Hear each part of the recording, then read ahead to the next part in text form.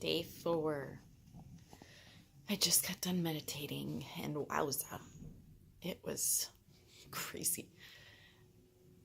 My stupid little mind was trying everything in its power to keep getting my attention. And it's like a little kid sometimes. I had to just keep unfolding. I was reading Tim Shields' book last night, and it really made me think about when we meditate and go within and go to those dark, scary places that most people don't want to go to find the answers, because we're always looking for answers outside of us, and the only place we will ever find them is inside. And I really thought about that, and this morning that was my goal, to really go within and see, this UTI thing. Most would say, you need to do this with your diet, or you need to do that, or whatever. And I get that all those things can help, but it is absolutely not why it keeps coming back. There is something my body is trying to let go of, and the only way it can let go of it is if it's known, if it makes itself known. And this is how it keeps making itself known. And I was having a conversation last night with my very, very dear friend Rudrani, who I love with all my heart and soul. And she reminded me of an experience I had down in Cancun recently in one of the meditations, with an experience that I believe happened in a previous life. As crazy as that sounds, I knew it in the moments. I knew it, and it was bad. It was really brutal. Is that what my body has not let go of? And, again, it's got to keep showing itself in order for me to get rid of it. So that really struck me in the meditation this morning, of being able to really let go. And, this sense I had of being left, thrown into some sort of cell type thing. The rest, this is what happened down in Cancun. The rest of my life I was alone, and it made me realize, my whole life in this lifetime, I've always hated being alone. I've always hated goodbyes. I've always hated that feeling, and it made perfect sense this morning. It was that, then followed by, my mind would wander to the retreat I'm putting on, and, the fear in that, and if nobody comes, and, just all those things that take us over. And then deciding, no, you have to let go of the outcome. You know this by now, but gosh dang it, we just want to hold on to things. We humans get in the way so much. But anyway, it was amazing and frustrating and magical, and all of those things in 1 hour. At the end, just sitting there for a while and thinking, I really have gotten everything I've ever asked for. I really, really have, and I'm just so grateful for that. I'm so grateful for that. And I watch my daughter, who's been here for the last week, and she listens on phone conversations we're having with our friends, and she's just always aware and paying attention. And all I could ever ask for in this life is that she sees that she can do whatever she wants. She can have anything she wants, and she doesn't have to be scared her whole life, and she doesn't have to be scared of what others think, and she can really have everything. For her to be able to just know she creates her life, she can create anything she wants, and not get caught up in all our programs. Oh my God, it makes all of this worth it. All of it.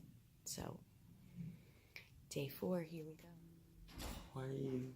I'm not. I'm just holding my phone like this. She's recording. It's a miracle. It's sending you good vibes.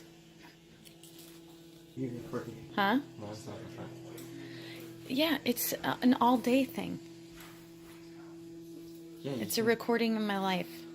You can do an all-day thing without doing all day.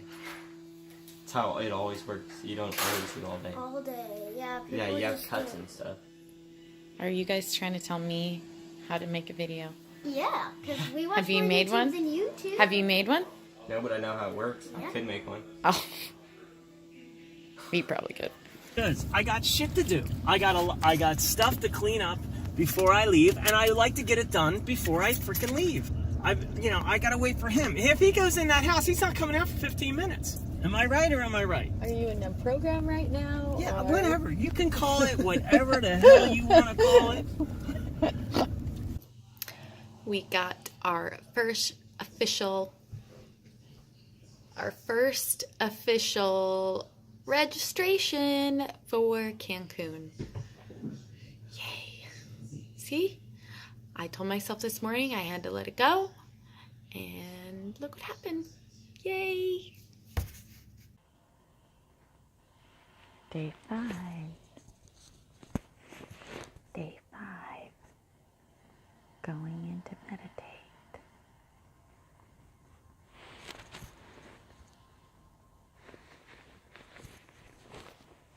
It's meditation time. All right, so I just got done with my meditation, and I didn't actually get done. I stopped halfway in between. I don't know how long I was in there, but there was just so many things coming through me that I had to get out. Even if this is just only ever for me, just this moment right now, it was like downloads, I guess, is what you would say. You know, Scott and I had a pretty big discussion before going into that meditation about getting out of the box, out of our emotions of certain situations. And, you know, you can't think of the solutions when you're in the emotion. It occurred to me, I remembered or thought of 2 different instances that kind of started this chain of thoughts. But, you know, I remember a friend saying once that in a Dr.Joe workshop, she heard him shame a guy twice for telling a story, or she told him to shut up or be quiet or something like that. I can't remember exactly, but I remember at the time thinking, wow, I have never heard that out of him. I've never, that has not been my experience at all. Quite the opposite, really. But, you know, I thought about that. That's what she sees. So, you know, in other words, she sees an experience through her lenses. It's not my experience because I have different lenses. It brought me to another experience that happened just recently with, you know, a very dear friend of mine that, you know, there was a situation and between us, the 2 of us, and he saw the situation as one way. It happened one way. I saw it as it happened a completely different way. So how can 2 people have the same experience but totally different experiences? And you can hear something a million times, but when you get it, when you feel it in your body, I got it, that he wasn't right, you know, I wasn't right, he wasn't wrong, I wasn't wrong. There is no right or wrong. We see life through our objective experience. We see life through our emotions. It's not out there, as it is. It's out there through our eyes, through our emotions. We see it through our emotions. So this friend of mine, he sees hostility and sarcasm and anger through me. And I see just having fun, and neither one of us are wrong and neither one of us are right. What we see life is through our emotions that we are trained through habit, through pathways in our brain that are so strong. So in other words, that's why it's so important to stay conscious, because they are addictions. We are all drug addicts, and we all have different drugs of choices. Some have guilt, some have shame, some have, you know, unworthiness, which I think is a drug of choice for a lot of people. And God damn, they can be so tantalizing. You know, just when you thought you broke the habit and, you know, you've gone through detox and you've cleaned yourself up for a while and you've been doing really good. And then all of a sudden, you know, this beautiful person comes up to you and they offer you the highest quality grade of shame. And it's so tantalizing, and you take a hit. And oh my God, does it feel good? It doesn't feel good. it feels like you remember, and your body just soaks it in, and it's just a hit until the come down happens and we go, oh shit, I'm stuck in it again. And now I got to go through all that work again. I can relate to that because I was a drug addict and I had to put myself through withdrawal, literally, physically. It takes sheer will sometimes to go, no. As tantalizing as that guilt looks to me, as tantalizing as that shame or that unworthiness or, not abundant or whatever words, whatever your drug of choice is, it takes sheer will in those moments to go, no, I choose not to go down that path again. I have been down that path. I have relapsed so many times. It's more painful when I get that hit now. It's more painful. It doesn't feel good anymore. I don't want that hit anymore. If I see through emotions of happiness, if I see through the emotions of abundance, of wealth, of love, of sharing, of freedom, of openness, of vulnerability, if I see lens, if I have a subjective experience through those emotions, oh my God, look what a difference my world looks like than the world through the eyes of a drug addict. Because I've seen both. I've lived through both. I've lived through the drug addict experience, literally and figuratively. And wow, coming on the other side of it, when you free yourself of that, it's amazing. And there's always more. There's always more. I thought about talk therapy, and they want you to go through these experiences and they want you to figure out why. And, that's the difference. And that's why I think breath work is so important, which I'll be doing videos on those. But because that emotion is stored in your soul, in your body, in your soul. And you have to figure out what drug of choice it is and use your will and use your breath to no longer let it control you, because it will keep getting more painful until you face it and say, no, no longer. I am putting myself through complete withdrawal, as painful as it may be and as comfortable as it may be for a little while. I am going to do this. So I think breath work is so amazing, because I think that really truly is one of the only ways to get rid of those stored emotions in your body. And once you do, layer by layer by layer, I mean, there's always more layers. God damn, there's always more layers. But the more you let them go, the more free you are. And I, having these moments this morning in that meditation, that's what makes it worth it, of knowing it, of feeling it in my body, and really taking knowledge and something I've said probably a million times and actually really knowing it, really feeling it. So anyways, a bit of a rant. I had to get it out. So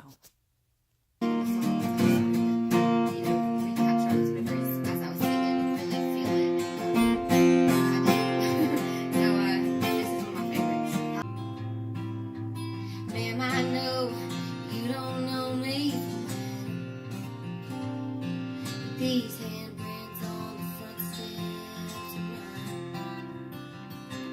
Up those stairs.